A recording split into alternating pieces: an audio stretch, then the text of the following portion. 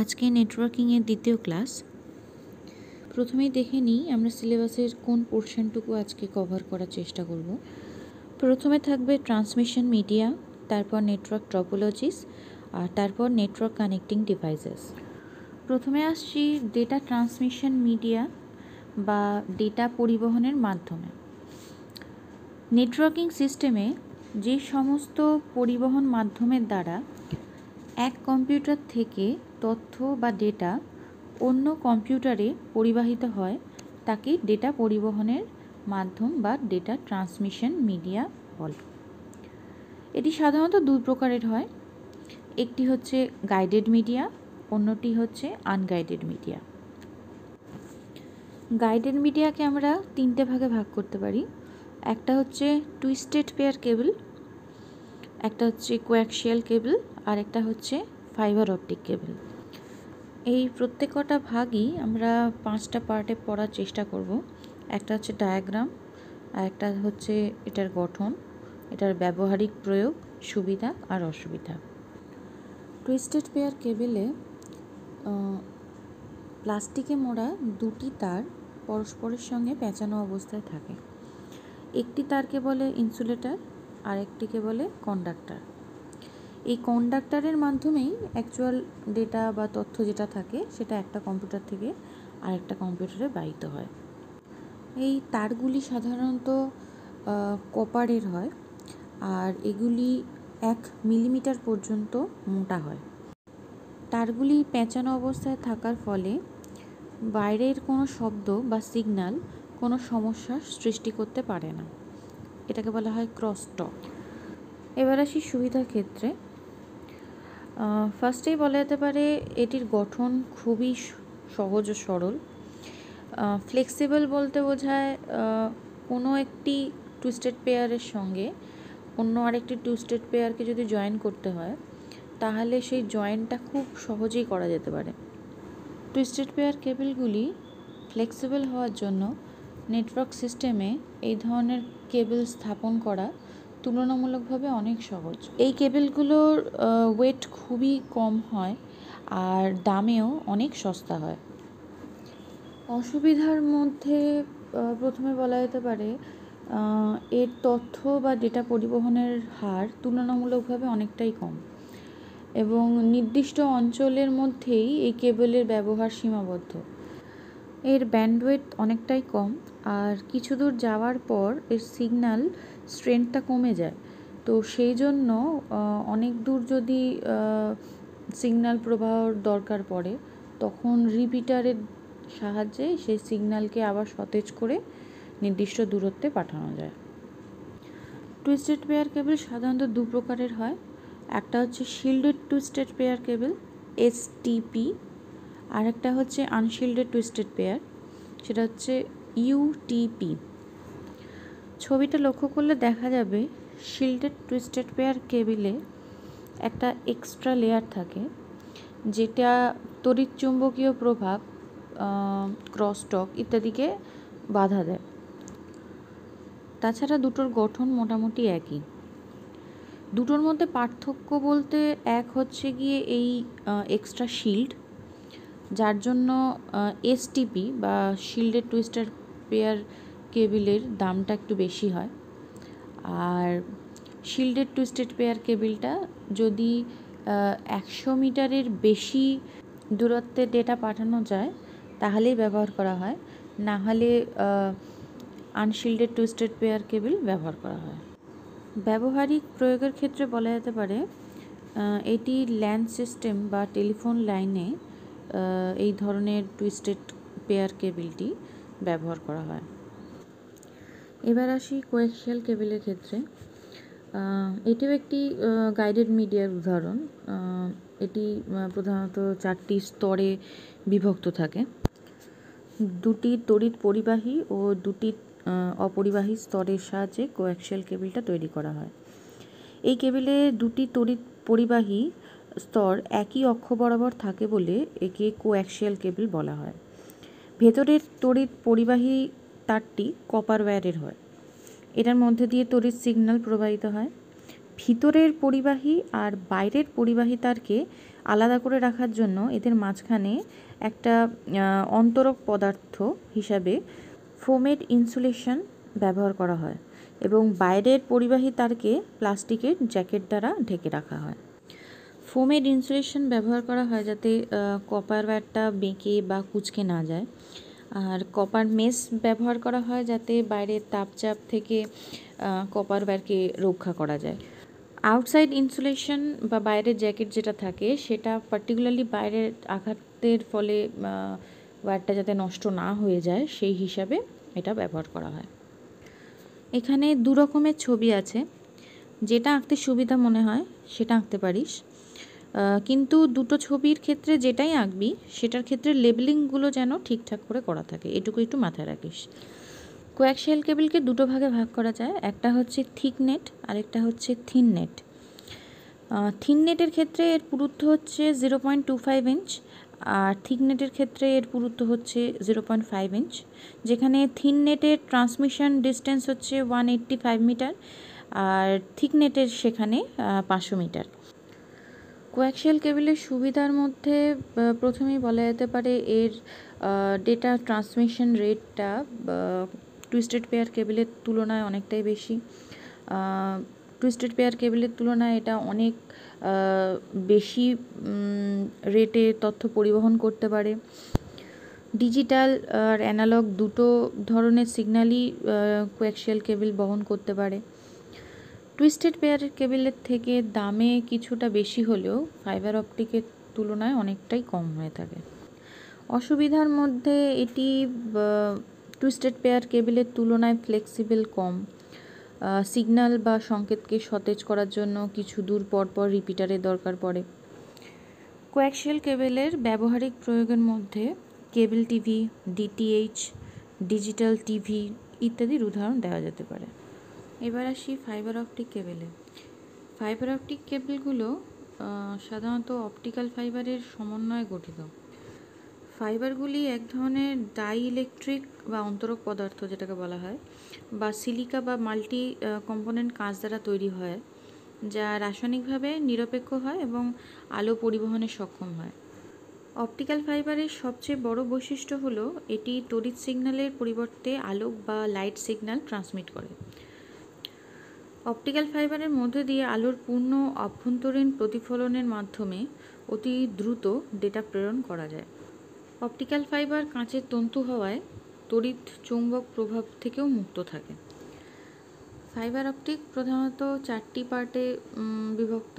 একটা হচ্ছে glass core, second হচ্ছে গ্লাস ক্ল্যাডিং, তারপর একটা হচ্ছে প্রাইমারি বাফার, তারপর একটা হচ্ছে সেকেন্ডারি বাফার।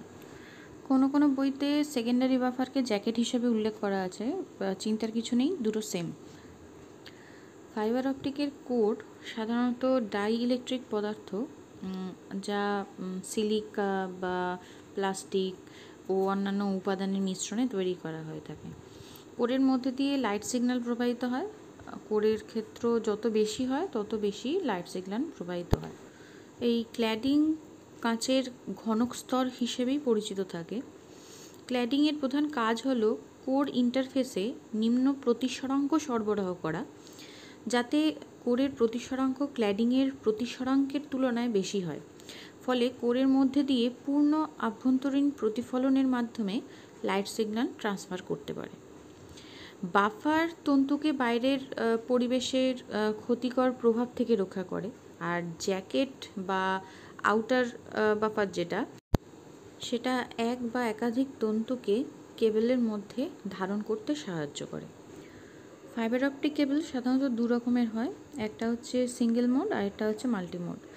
সিঙ্গেল মোডের ক্ষেত্রে একটা মাত্রই লাইট সিগন্যাল প্রেরণের পথ থাকে।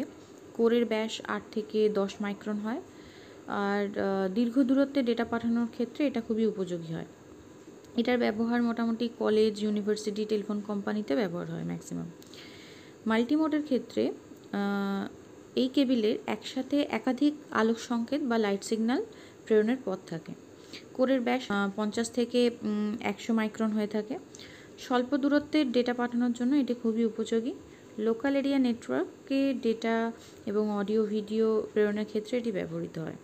মাল্টি মোড ফাইবার অপটিক কেবল আবার দুরকমভাবে ভাগ করা যেতে পারে। একটা হচ্ছে স্টেপ ইন্ডেক্স মাল্টিমোড, আর একটা হচ্ছে গ্রেডেড ইন্ডেক্স মাল্টিমোড। স্টেপ ইন্ডেক্সের ক্ষেত্রে কোরের প্রতিসরাঙ্ক সর্বত্র সমান থাকে, আর গ্রেডেড ইন্ডেক্স মাল্টিমোডের ক্ষেত্রে কোরের প্রতিসরাঙ্ক কেন্দ্র থেকে বাইরের দিকে কমতে থাকে। সুবিধার ক্ষেত্রে প্রথমেই বলা যেতে পারে এটি হাই স্পিডে ডেটা ট্রান্সমিট করতে সক্ষম, ওজনে হালকা এবং সহজে বহনযোগ্য। এটি বিদ্যুৎ চৌম্বক প্রভাব থেকেও মুক্ত, পরিবেশের তাপ, চাপ ইত্যাদি দ্বারা প্রভাবিত হয় না। এখানে ডেটা সংরক্ষণের নিরাপত্তা ও গোপনীয়তা সবচেয়ে বেশি হয়। অসুবিধার ক্ষেত্রে বলা যেতে পারে এটাকে বেন্ড করতে অনেক সমস্যা হয়, অত্যন্ত দামি, এবং ফাইবার অপটিক কেবল ইনস্টল করাও অন্যান্য কেবলের তুলনায় যথেষ্ট কঠিন। আন্তর্দেশীয় নেটওয়ার্ক গড়ে তুলতে ফাইবার অপটিক কেবল ব্যবহার করা হয়। ল্যান সিস্টেমেও ফাইবার অপটিক কেবল ব্যবহার করা হয়। ইভেন নেটওয়ার্ক সিস্টেমের ব্যাকবোন স্ট্রাকচার হিসেবেও ফাইবার অপটিক কেবল ব্যবহার করা হয়। এরপরে আসি আনগাইডেড মিডিয়ার ক্ষেত্রে। তারবিহীন যোগাযোগ ব্যবস্থায় তথ্য আদান প্রদানের জন্য যে মাধ্যম ব্যবহৃত হয় তাকেই তারবিহীন মাধ্যম বা আনগাইডেড মিডিয়া বলা হয়। দূরবর্তী ও দুর্গম স্থানসমূহের মধ্যে ডেটা কমিউনিকেশনের ক্ষেত্রে আনগাইডেড মিডিয়া খুবই উপযোগী হয়। বহনযোগ্য ডিভাইসের মধ্যে ডেটা কমিউনিকেশনের ক্ষেত্রে তারবিহীন মাধ্যম ব্যবহার বেশি উপযোগী। এখানে তড়িৎচুম্বকীয় তরঙ্গের সাহায্যে দূরবর্তী স্থানে তথ্যের আদান প্রদান করা হয়। এই ক্ষেত্রে অ্যান্টেনার দ্বারা ডেটার আদান প্রদান একটি বিশেষ ভূমিকা পালন করে। এই তড়িৎচুম্বকীয় তরঙ্গ এক ধরনের আলোক রশ্মি। তড়িৎচুম্বকীয় তরঙ্গের কম্পাঙ্ক বা তরঙ্গদৈর্ঘ্যের সম্পূর্ণ রেঞ্জকে ইলেকট্রোম্যাগনেটিক স্পেকট্রাম বলা হয়। এই স্পেকট্রামের ক্ষুদ্র অংশ আমরা খালি চোখে দেখতে পাই, যা আলো নামে পরিচিত। সম্পূর্ণ স্পেকট্রামকে বৈশিষ্ট্য অনুসারে কতগুলো ছোট ছোট রেঞ্জে বিভক্ত করে বিভিন্ন নামকরণ করা হয়েছে, যেমন বেতার তরঙ্গ, মাইক্রোওয়েভ, ইনফ্রারেড, আলোক রশ্মি, অতিবেগুনি রশ্মি, এক্স রে আর গামা রে। সবার প্রথমে আসি ইনফ্রারেডে। 300 গিগাহার্জ থেকে 400 টেরাহার্জ ইলেকট্রোম্যাগনেটিক স্পেকট্রামকে বলা হয় ইনফ্রারেড। এই ধরনের তরঙ্গের ক্ষেত্রে সিগন্যাল আদান প্রদানের জন্য এলইডি বা লাইট এমিটিং ডায়োড ব্যবহৃত হয়। খুবই অল্প দূরত্বের মধ্যে তথ্য বা সিগন্যাল আদান প্রদানের জন্যই ইনফ্রারেড তরঙ্গ ব্যবহার করা হয়। ইনফ্রারেড তরঙ্গের ক্ষেত্রে স্বল্প দূরত্বের 20 Mbps গতিতে তথ্য পরিবাহিত হয়। এক্ষেত্রে খরচ অনেকটাই কম হয়, দামেও অনেকটা সস্তা, বিদ্যুৎ শক্তির প্রয়োজন কম হয়, কিন্তু অধিক দূরত্বে ডেটা ট্রান্সমিট এটা করতে পারে না। ট্রান্সমিটার ও রিসিভারের মধ্যে যদি কোনো অবস্ট্রাকল থাকে তাহলে এটা আর কাজ করতে পারে না। ইনফ্রারেড সাধারণত রেডিও, টিভি, এসি প্রত্যেকটা যে রিমোট কন্ট্রোল সিস্টেম থাকে সেখানে ব্যবহার হয়। ইভেন কম্পিউটারে যে ওয়্যারলেস কিবোর্ড, মাউস, প্রিন্টার ইত্যাদি থাকে সেখানেও ইনফ্রারেড কাজ করে। এবার আসছি রেডিও ওয়েভের ক্ষেত্রে। 3 কিলোহার্জ থেকে 300 গিগাহার্জ ফ্রিকোয়েন্সির ইলেকট্রোম্যাগনেটিক স্পেকট্রামকে বলা হয় রেডিও ওয়েভ। এই রেঞ্জের ফ্রিকোয়েন্সি সাধারণত বেতার যোগাযোগে ব্যবহৃত হয় বলেই একে রেডিও ওয়েভ বলা হয়। রেডিও ওয়েভ দু ধরনের হয়, একটি হচ্ছে নিয়ন্ত্রিত, অন্যটি হচ্ছে অনিয়ন্ত্রিত। নিয়ন্ত্রিত রেডিও ওয়েভ সরকারের অনুমতি ছাড়া কেউ ব্যবহার করতে পারে না। রেডিও ওয়েভকে 3টি শ্রেণীতে ভাগ করা যায়, যথা low power single frequency, high power single frequency আর spread spectrum. Low power single frequency শুধু একটি ফ্রিকোয়েন্সিতেই কাজ করে, যা 70 মিটার বা 230 ফুটের মধ্যে ট্রান্সমিশন উপযোগী। ট্রান্সমিশন স্পিড এখানে 1 থেকে 10 Mbps পর্যন্ত থাকে। হাই পাওয়ার সিঙ্গেল ফ্রিকোয়েন্সির ক্ষেত্রে অনেক বেশি দূরত্ব পর্যন্ত সিগন্যাল পাঠানো সক্ষম হয়। এখানে চলাচলের পথে যদি কোনো অবস্ট্রাকল থাকে তাহলেও তা ভেদ করতে সক্ষম হয়। এখানে ট্রান্সমিশন স্পিড মোটামুটি 1 থেকে 10 Mbps মতোই থাকে। স্প্রেড স্পেকট্রাম রেডিও ট্রান্সমিশনের ক্ষেত্রে একাধিক ফ্রিকোয়েন্সি ব্যবহার করা হয়। সুবিধার ক্ষেত্রে প্রথমেই বলা যায় রেডিও ওয়েভ বিল্ডিং বা দেয়াল ভেদ করতে পারে। সুতরাং এটি ইনডোর এবং আউটডোর উভয়ের যোগাযোগের জন্যই ব্যবহার হতে পারে। ট্রান্সমিটার এবং রিসিভার একই সরলরেখায় থাকার প্রয়োজন নেই। রেডিও ওয়েভ বায়ুমণ্ডল দ্বারা শোষিত হয় না, ফলে বায়ুমণ্ডল দ্বারা সামান্যই প্রভাবিত হয়। অসুবিধার মধ্যে রেডিও ওয়েভ ট্রান্সমিশনে নিম্ন সীমার ফ্রিকোয়েন্সি ব্যবহৃত হয়। বিপুল পরিমাণ তথ্য একসাথে প্রেরণ করা সম্ভব হয় না। আর রেডিও ওয়েভ স্বাস্থ্যের জন্য কিছুটা ক্ষতিকারক হয়। রেডিও ওয়েভ সাধারণত মোবাইল যোগাযোগের লিঙ্ক স্থাপনে ব্যবহার হয়, টেলিভিশন ব্রডকাস্টিংয়ে ব্যবহৃত হয়, রেডিও বা বেতার যন্ত্রে ব্যবহৃত হয়, ইন্টারনেট সংযোগের জন্য টাওয়ার টু টাওয়ারে রেডিও লিঙ্ক ব্যবহার করা হয়, ইভেন ওয়াইড এরিয়া নেটওয়ার্কেও রেডিও ওয়েভ ব্যবহার করা হয়। এরপরে আসি মাইক্রোওয়েভে। 300 মেগাহার্জ থেকে 300 গিগাহার্জ ফ্রিকোয়েন্সির ইলেকট্রোম্যাগনেটিক স্পেকট্রামকে বলা হয় মাইক্রোওয়েভ। এই তরঙ্গের তরঙ্গদৈর্ঘ্য 1 মিলিমিটার থেকে 1 মিটার পর্যন্ত হয়ে থাকে। মাইক্রোওয়েভ বাঁকা পথে চলতে পারে না। মাইক্রোওয়েভ সিস্টেম মূলত দুটি ট্রান্সিভার নিয়ে গঠিত হয়। এর একটি সিগন্যাল ট্রান্সমিট এবং অন্যটি রিসিভ করার কাজে ব্যবহৃত হয়। যেহেতু মাইক্রোওয়েভ বাঁকা পথে চলতে পারে না, তাই ট্রান্সমিটার এবং রিসিভার মুখোমুখি থাকতে হয়।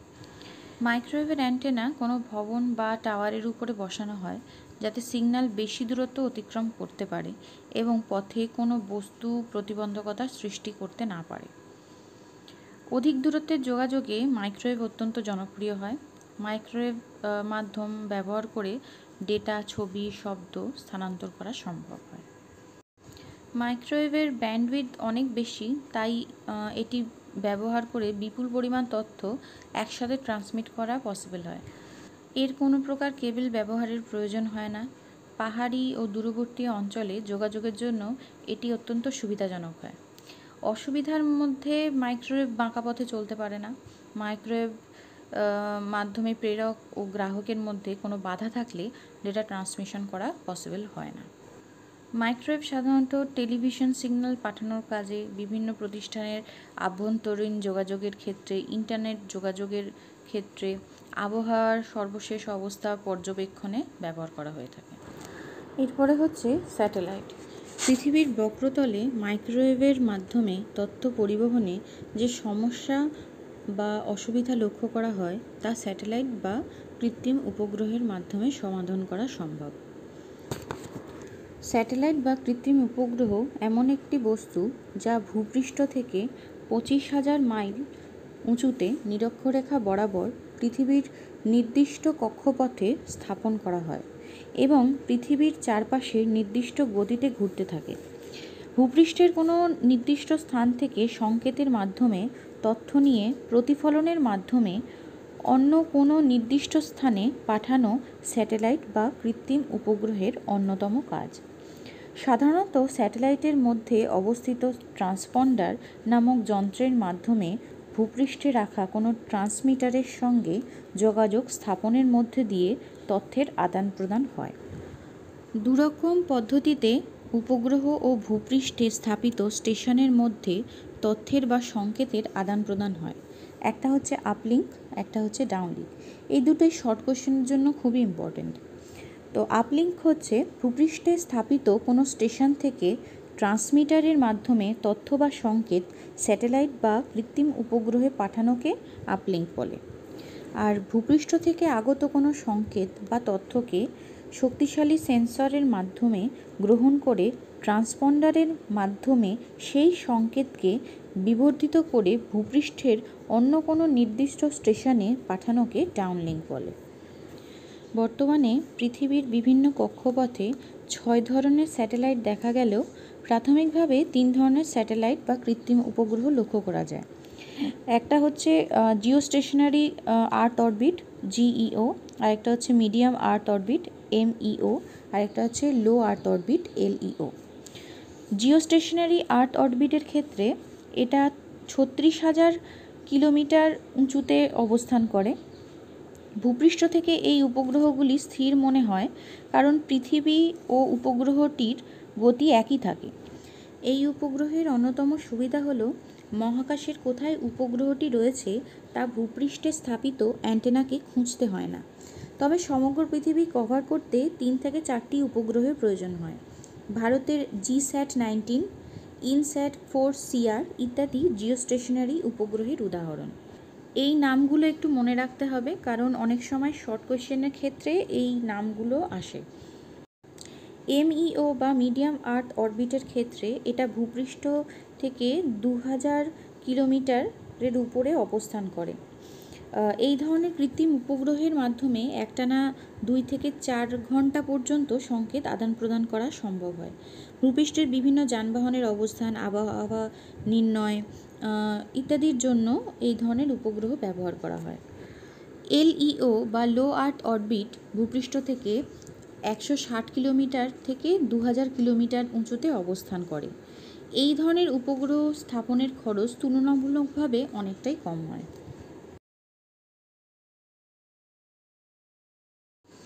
এবার আসি নেটওয়ার্ক টপোলজির ক্ষেত্রে। একটি নেটওয়ার্কের কম্পিউটারগুলো একে অপরের সাথে কিভাবে সংযুক্ত থাকে তার জ্যামিতিক উপস্থাপনাকেই নেটওয়ার্ক টপোলজি হিসেবে বলা যেতে পারে। নেটওয়ার্ক টপোলজিকে সাধারণত 6 প্রকারে ভাগ করা যেতে পারে: bus topology, ring topology, star topology, mesh topology, tree topology আর হাইব্রিড টপোলজি। ট্রি টপোলজি আর হাইব্রিড টপোলজিটা সিলেবাসে নেই, তাও আমি লাস্টের দিকে একটু বলে দেবো। প্রথমে আসছি বাস টপোলজির ক্ষেত্রে। বাস টপোলজিতে একটি লম্বা তারের সঙ্গে সমস্ত কম্পিউটারগুলি যুক্ত থাকে। এই তার ল্যানের ব্যাকবোন কেবল বা ট্রাঙ্ক কেবল নামে পরিচিত থাকে। এই ব্যাকবোন তারের মধ্যে দিয়ে সংকেত পাঠিয়ে কম্পিউটারগুলি নিজেদের মধ্যে তথ্যের আদান প্রদান করে। বাস টপোলজির ক্ষেত্রে যখন একটি কম্পিউটার ব্যাকবোন কেবলের মধ্যে তথ্য প্রেরণ করে, তখন অন্য কম্পিউটারগুলোকে তথ্য পাঠানোর জন্য অপেক্ষা করতে হয়। নির্দিষ্ট কম্পিউটারের অ্যাড্রেসের সঙ্গে পাঠানো তথ্যের অ্যাড্রেস মিলে গেলে ওই কম্পিউটারে তথ্য প্রবেশ করে। প্রেরক কম্পিউটারের পাঠানো তথ্য পৌঁছানোর পর ব্যাকবোনে লাগানো টার্মিনেটরের মাধ্যমে ব্যাকবোনে অন্যান্য কম্পিউটার তথ্য পাঠাতে পারে।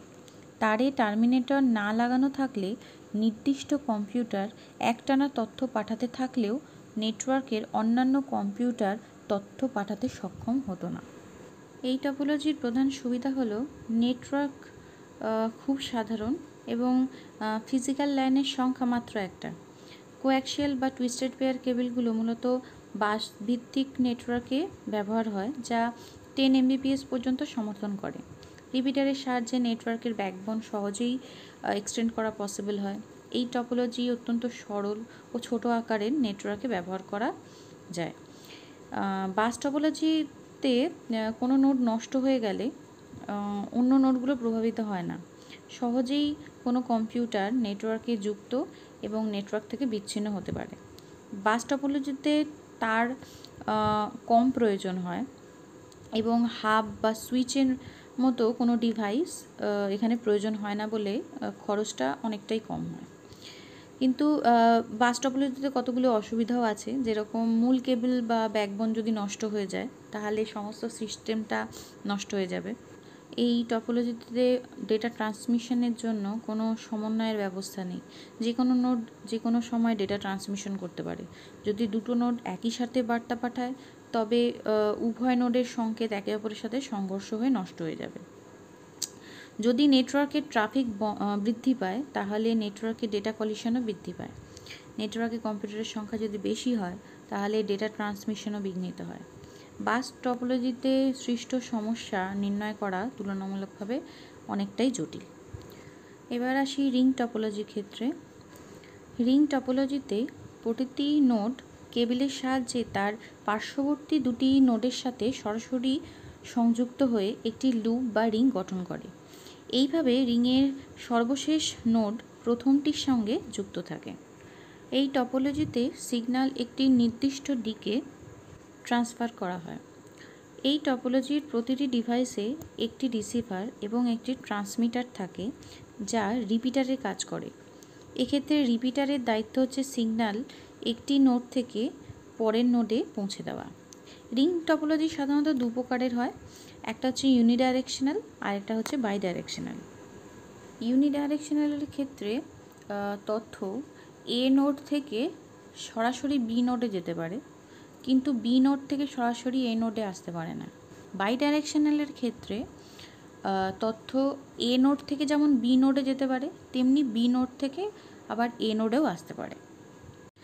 বাইডাইরেকশনালের ক্ষেত্রে একটা সুবিধা আছে, সেটা হচ্ছে ইউনিডাইরেকশনালে যদি কোনো নোড খারাপ হয়ে যায় তাহলে নেটওয়ার্কটা অকেজো হয়ে পড়বে, কিন্তু বাইডাইরেকশনালের ক্ষেত্রে একটা নোড যদি খারাপ হয়ে যায় তাহলে পুরো সিস্টেমটা নষ্ট হবে না।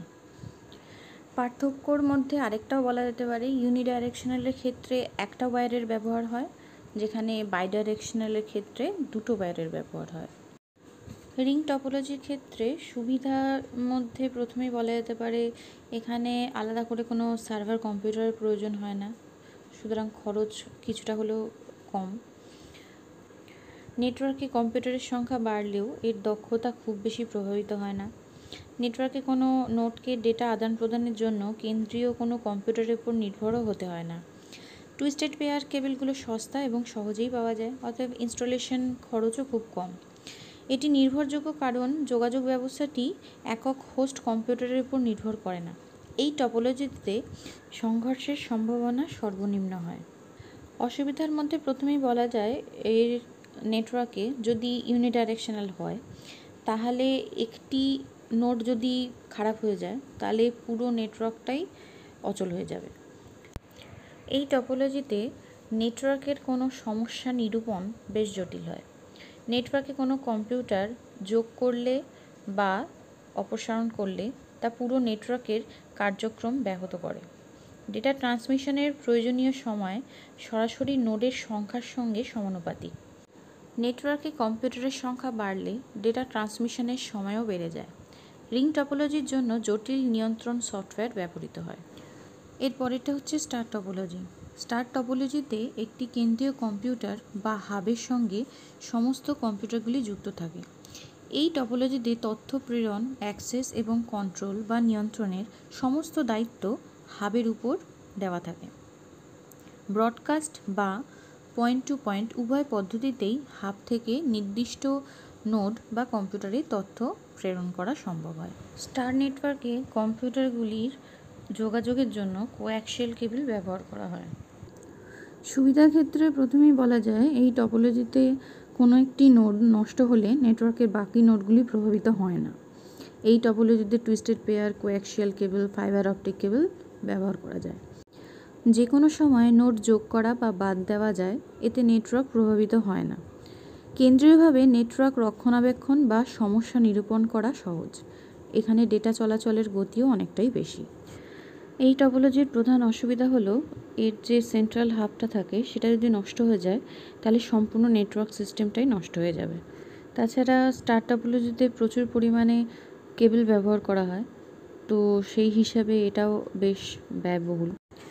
এরপরে আসি মেশ টপোলজিতে। মেশ টপোলজিতে একটি হোস্ট এক বা একাধিক হোস্টের সাথে সংযুক্ত থাকে। এই টপোলজির প্রতিটি হোস্ট নেটওয়ার্কের অধীনস্থ অন্যান্য সকল হোস্টের সাথে পয়েন্ট টু পয়েন্ট সংযুক্ত থাকতে পারে, অথবা কয়েকটি হোস্টের সাথে পয়েন্ট টু পয়েন্ট সংযুক্ত থাকতে পারে। মেশ টপোলজি দু ধরনের হয়, একটা হচ্ছে ফুল মেশ টপোলজি আর একটা হচ্ছে পার্শিয়াল মেশ টপোলজি। ফুল মেশ টপোলজিতে প্রতিটি নোড নেটওয়ার্কের অন্যান্য সকল নোডের সাথে সরাসরি যুক্ত থাকে, আর পার্শিয়াল মেশ টপোলজিতে প্রত্যেকটি নোড অন্যান্য সকল নোডের সাথে সংযুক্ত না থেকে নির্দিষ্ট সংখ্যক নোডসমূহের সঙ্গে যুক্ত থাকে। ফুল মেশ টপোলজিতে তারের সংখ্যাটা একটু মনে রাখার বিষয় আছে। এখানে তারের সংখ্যা নির্ণয়ের জন্য একটা ফর্মুলা আছে, সেটা হলো n/n-1/2, যেখানে n হলো নাম্বার অফ নোডস বা নোডের সংখ্যা। তাহলে 4টি নোড বিশিষ্ট ফুল মেশ টপোলজির ক্ষেত্রে তারের সংখ্যা হবে 6, আর 5 নোড বিশিষ্ট ফুল মেশ টপোলজির ক্ষেত্রে তারের সংখ্যা হবে 10। মেশ টপোলজির সুবিধাগুলির মধ্যে প্রথমেই বলা যেতে পারে যে এর যে দুটো নোড থাকে তাদের মধ্যে অত্যন্ত দ্রুত গতিতে ডেটা আদান প্রদান করা সম্ভব হয়। একটি লাইন যদি নষ্ট হয়ে যায় তাহলে বিকল্প সংযোগ লাইন ব্যবহার করে ডেটা আদান প্রদান করা সম্ভব হয়। এতে ডেটা কমিউনিকেশনের অনেক বেশি নিশ্চয়তা থাকে। নেটওয়ার্কের সমস্যা খুব সহজেই সমাধান করা যায়, আর এখানে নিরাপত্তা ও গোপনীয়তা অনেকটাই রক্ষা করা সম্ভব হয়। যেহেতু বেশি তার লাগে সেহেতু খরচ অনেকটাই বেশি, আর ইনস্টলেশন ও কনফিগারেশনও বেশ জটিল হয়। ট্রি টপোলজিটা হলো স্টার আর বাস টপোলজির একটা মিলিত রূপ। এখানে একাধিক স্টার নেটওয়ার্ক বাসের সঙ্গে যুক্ত থাকে। এই কারণে বাসটিকে দেখতে বৃক্ষের কাণ্ড, আর স্টার নেটওয়ার্কগুলিকে বৃক্ষের শাখা প্রশাখার মতো লাগে। হাইব্রিড টপোলজির ক্ষেত্রে একাধিক টপোলজি একসঙ্গে যুক্ত হয়ে নতুন ধরনের জ্যামিতিক বিন্যাস গঠন করে। হাইব্রিড টপোলজি গঠনের ক্ষেত্রে বাস রিং, স্টার রিং ইত্যাদি বিভিন্ন টপোলজি একসঙ্গে যুক্ত হতে পারে। নেটওয়ার্ক ডিভাইস বলতে কম্পিউটার, প্রিন্টার, ফ্যাক্স মেশিন এবং অন্যান্য ইলেকট্রনিক ডিভাইস একটি নেটওয়ার্কের সাথে সংযোগ করতে ব্যবহৃত হার্ডওয়্যার ডিভাইসগুলোকে নেটওয়ার্ক ডিভাইস বলে। এই ডিভাইসগুলি একই বা ভিন্ন নেটওয়ার্কে দ্রুত, নিরাপদ এবং সঠিক উপায়ে ডেটা স্থানান্তর করে। নেটওয়ার্ক ডিভাইসগুলো ইন্টার নেটওয়ার্ক বা ইন্ট্রা নেটওয়ার্ক হতে পারে। বিভিন্ন নেটওয়ার্ক ডিভাইসগুলো হলো যেমন hub, switch, repeater, router, bridge, gateway ইত্যাদি। প্রথমে আসি এনআইসির ক্ষেত্রে। এনআইসির পূর্ণরূপ হচ্ছে নেটওয়ার্ক ইন্টারফেস কার্ড। কম্পিউটারকে নেটওয়ার্কের সাথে যুক্ত করার জন্য নেটওয়ার্ক ইন্টারফেস কার্ড ব্যবহার করা হয়। এই কার্ডকে ল্যান কার্ড বা নেটওয়ার্ক অ্যাডাপ্টারও বলা হয়। নেটওয়ার্ক ইন্টারফেস কার্ড ডিভাইস এবং ডেটা কেবলের মধ্যে সিগন্যাল আদান প্রদানের কাজটি সমন্বয় করে। এতে RJ45 সকেট থাকে, যেখানে নেটওয়ার্ক কেবলটি প্লাগ ইন করা হয়। ল্যান কার্ড মাদারবোর্ডের বিভিন্ন আকৃতির স্লটের মধ্যে বসানো থাকে। অধিকাংশ এনআইসি কম্পিউটারের সাথে বিল্ট ইন হিসেবেই থাকে। এবার হচ্ছে রিপিটার। নেটওয়ার্ক সিস্টেমে কেবল বা তারের মধ্যে দিয়ে প্রবাহিত হওয়ার সময় কোনো সিগন্যাল বা ডেটা দুর্বল হয়ে পড়ে। যে যন্ত্রের সাহায্যে দুর্বল হয়ে পড়া ওই সিগন্যাল বা ডেটাকে সতেজ করে বা বহুগুণ শক্তি বৃদ্ধি করে আবার গ্রাহকের কাছে প্রেরণ করা হয়, তাকে রিপিটার বলে। রিপিটার ব্যবহারের ফলে নেটওয়ার্কের দৈর্ঘ্য অনেক বৃদ্ধি পায়, তবে এটির মাধ্যমে তথ্য বা ডেটার অভিমুখের কোনো পরিবর্তন হয় না।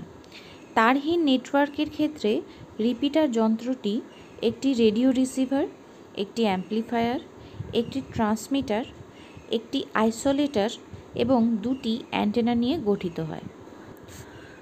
নেটওয়ার্ক সিস্টেমে যে যন্ত্রের সঙ্গে সমস্ত নোড বা ওয়ার্কস্টেশন বা কম্পিউটারগুলি সরাসরি যুক্ত থাকে তাকে হাব বলে।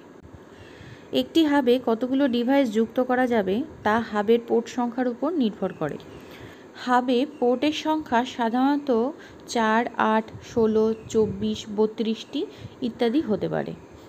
ল্যান তৈরি হওয়ার জন্য হাব অধিক ব্যবহার করা হয়। স্টার টপোলজির ক্ষেত্রে হাব হচ্ছে সেন্ট্রাল ডিভাইস। কোনো প্রেরক হাবে ডেটা প্রেরণ করলে হাবে সংযুক্ত সকল ডিভাইস সেই ডেটা গ্রহণ করতে পারে। অর্থাৎ হাবের ক্ষেত্রে ডেটা ব্রডকাস্ট হয়ে থাকে, ফলে নেটওয়ার্কের ট্রাফিক বৃদ্ধি পায় এবং ডেটা আদান প্রদানের বাধা বা কলিশনের সম্ভাবনা থাকে। হাবকে আবার অনেক সময় মাল্টিপোর্ট রিপিটারও বলা হয়। হাব দু রকমের হয়, একটা হচ্ছে অ্যাক্টিভ হাব আর একটা হচ্ছে প্যাসিভ হাব। সক্রিয় হাবের নিজস্ব পাওয়ার সাপ্লাই থাকে। এটি নোডের মধ্যে সর্বাধিক দূরত্ব বাড়ানোর জন্য ব্যবহৃত হয়। সেক্ষেত্রে প্যাসিভ হাব নোডের মধ্যে দূরত্ব বাড়ানোর জন্য ব্যবহার করা যায় না। সুবিধার মধ্যে হাবের দাম তুলনামূলকভাবে অনেকটাই কম এবং বিভিন্ন মিডিয়ামকে সংযুক্ত করতে পারে। কিন্তু হাব থাকার ফলে নেটওয়ার্কে ট্রাফিক বৃদ্ধি পায়, ডেটা আদান প্রদানের বাধারও সম্ভাবনা থাকে এবং ডেটা ফিল্টারিং সম্ভব হয় না। এর পরের ডিভাইসটি হলো সুইচ। সুইচ একটি নেটওয়ার্ক ডিভাইস এবং একে ল্যান ডিভাইসও বলা হয়, যার সাহায্যে নেটওয়ার্কের কম্পিউটারগুলো পরস্পরের সাথে কেন্দ্রীয়ভাবে যুক্ত থাকতে পারে। একটি সুইচে কতগুলো ডিভাইস যুক্ত করা যাবে তা সুইচের পোর্ট সংখ্যার উপর নির্ভর করে। ল্যান তৈরি করার জন্য সুইচ অধিক ব্যবহৃত হয়। স্টার টপোলজির ক্ষেত্রে সুইচ হচ্ছে কেন্দ্রীয় নিয়ন্ত্রণকারী ডিভাইস। হাবের সাথে সুইচের পার্থক্য হলো সুইচ প্রেরক থেকে প্রাপ্ত ডেটা সিগন্যাল নির্দিষ্ট প্রাপক কম্পিউটার বা নোডকে পাঠিয়ে দেয়, কিন্তু হাব প্রেরক থেকে প্রাপ্ত ডেটা সিগন্যাল সকল নোডকে পাঠায়। ফলে সুইচ ব্যবহার করে নেটওয়ার্কের ডেটা আদান প্রদানে বাধা বা কলিশনের সম্ভাবনা থাকে না। সুইচ ম্যাক অ্যাড্রেস নিয়ে কাজ করে। সুইচের সবচেয়ে বড় সুবিধা হলো ভার্চুয়াল ল্যান ব্যবহার করে ব্রডকাস্ট নিয়ন্ত্রণ করা যায়। আর অসুবিধার মধ্যে এটা হাবের তুলনায় মূল্য কিছুটা বেশি, ডেটা ফিল্টারিং সম্ভব হয় না, কনফিগারেশন তুলনামূলকভাবে অনেকটাই জটিল। ব্রিজ একটি নেটওয়ার্ক ডিভাইস যা একটি বৃহৎ নেটওয়ার্ককে ছোট ছোট সেগমেন্টে বিভক্ত করে। এর সাহায্যে ভিন্ন মাধ্যম অথবা ভিন্ন কাঠামো বিশিষ্ট একাধিক নেটওয়ার্ককে সংযুক্ত করা সম্ভব।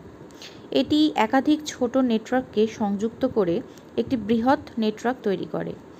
এটি অনেকটা সুইচ বা হাবের মতো। এক্ষেত্রে পার্থক্য হলো হাব বা সুইচ একই নেটওয়ার্কের বিভিন্ন নোডকে সংযুক্ত করে, অন্যদিকে ব্রিজ একাধিক ছোট ছোট নেটওয়ার্ককে সংযুক্ত করে।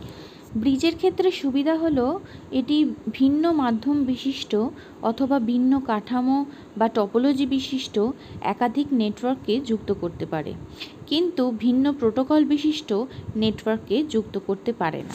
এর পরের ডিভাইসটা হলো রাউটার। রাউটার একটি নেটওয়ার্ক ডিভাইস এবং একে WAN ডিভাইসও বলা হয়ে থাকে। রাউটার রাউটিং টেবিল ব্যবহার করে উৎস থেকে গন্তব্যে ডেটা স্থানান্তরের জন্য সহজ, নিরাপদ ও কম দূরত্বের পথটি বেছে নেয়। রাউটার ডেটা আদান প্রদানের সময় স্বয়ংক্রিয়ভাবে রাউটিং টেবিল তৈরি করে, যেখানে নেটওয়ার্কের সকল নোডের অ্যাড্রেস এবং পাথ থাকে। রাউটিং টেবিলটি রাউটারের মেমোরিতে সংরক্ষিত থাকে। এক নেটওয়ার্ক থেকে অন্য নেটওয়ার্কে ডেটা পাঠানোর পদ্ধতিকে রাউটিং বলে। এটি একাধিক ল্যান, ম্যান এবং WANকে যুক্ত করে WAN গঠন করতে পারে। রাউটারের সুবিধাগুলি হলো এটা ডেটা ট্রান্সমিশনের ক্ষেত্রে বাধার সম্ভাবনা কমায়, ডেটা ফিল্টারিং সম্ভব হয়, বিভিন্ন ধরনের নেটওয়ার্ক যেমন ইথারনেট, টোকেন রিং ইত্যাদিকে সংযুক্ত করতে পারে। কিন্তু তুলনামূলকভাবে রাউটারের দাম বেশি। রাউটার বিভিন্ন প্রোটোকলে নেটওয়ার্ককে যুক্ত করতে পারে না এবং কনফিগারেশনও তুলনামূলকভাবে অনেকটাই জটিল হয়। এর পরের ডিভাইসটা হলো গেটওয়ে। গেটওয়ে একটি নেটওয়ার্ক ডিভাইস এবং একে WAN ডিভাইসও বলে। এটি ভিন্ন প্রোটোকল বিশিষ্ট দুই বা ততোধিক নেটওয়ার্ককে সংযুক্ত করে WAN তৈরি করে। ভিন্ন প্রোটোকল বিশিষ্ট নেটওয়ার্ক যুক্ত করার সময় গেটওয়ে প্রোটোকল ট্রান্সলেশন করে থাকে। বিভিন্ন নেটওয়ার্ক ডিভাইস যেমন হাব, সুইচ এবং রাউটার ইত্যাদি ডিভাইসগুলো প্রোটোকল ট্রান্সলেশনের সুবিধা দেয় না। গেটওয়ে ডেটা ট্রান্সমিশনের ক্ষেত্রে বাধার সম্ভাবনা কমায়, ভিন্ন প্রোটোকল বিশিষ্ট নেটওয়ার্ক যুক্ত করতে পারে, কিন্তু এটি ধীর গতিসম্পন্ন এবং অন্যান্য ডিভাইসের চেয়ে কিছুটা দাম বেশি। কনফিগারেশন করাও তুলনামূলক অনেকটাই জটিল। আজকের ক্লাস এখানেই শেষ হলো। আজকের ক্লাসের উপর ভিত্তি করে আমি কয়েকটা কোয়েশ্চেন তৈরি করেছি। কোয়েশ্চেনগুলো সলভ করার চেষ্টা করিস, না পারলে অবশ্যই আমাকে বলবি, আমি সলভ করে দেবো।